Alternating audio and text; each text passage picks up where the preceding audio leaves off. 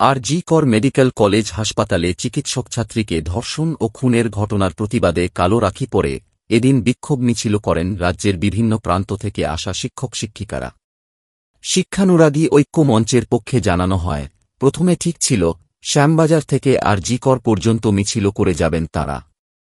সংগঠনের সাধারণ সম্পাদক কিঙ্কর অধিকারী জানান, ওই পথে পুলিশ তাঁদের যেতে দেয়নি।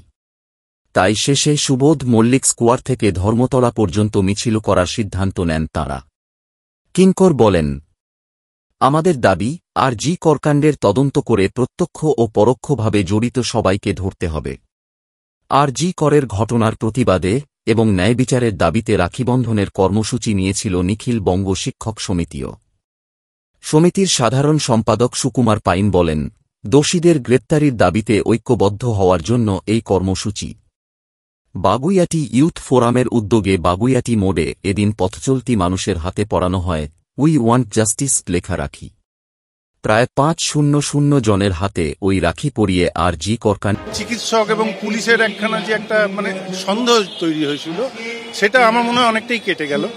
আমাদের লেডি কনস্টেবলরা ডাক্তারদের রাখি পরিয়েছে এবং রাখি পরিয়ে একটা সৌহার্দ্যের একটা পরিবেশ তৈরি করেছে। ওরা উই ওয়ান্ট জাস্টিস বলে একটা ব্যান্ড পড়াচ্ছে। স্বাভাবিক, জাস্টিস তো প্রত্যেকেই চায়, আমরাও চাই, আপনিও চান, প্রত্যেকটা জনসাধারণ জাস্টিস চায়। জাস্টিস চাওয়াটা তো কোনো অন্যায় নয়। প্রতিবাদ জানানো হয়। গড়িয়া, টালিগঞ্জ অঞ্চলের বাসিন্দারা গীতাঞ্জলি মেট্রো স্টেশন থেকে রথতলা বাজার পর্যন্ত মিছিল করেন। তাঁদের হাতের রাখিতেও লেখা ছিল উই ওয়ান্ট জাস্টিস।